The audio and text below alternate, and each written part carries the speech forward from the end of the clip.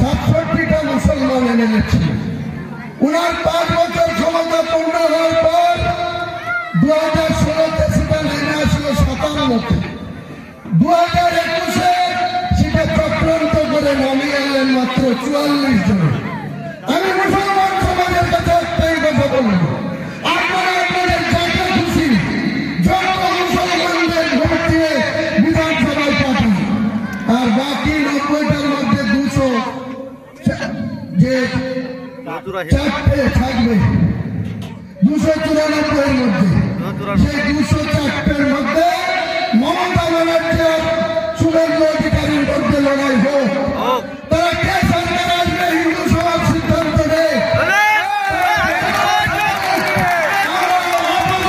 থাকবো বিধানসভায় ইঞ্চিতে ইঞ্চিতে অধিকার বুঝে নিব, উন্নয়ন বুঝে নিব।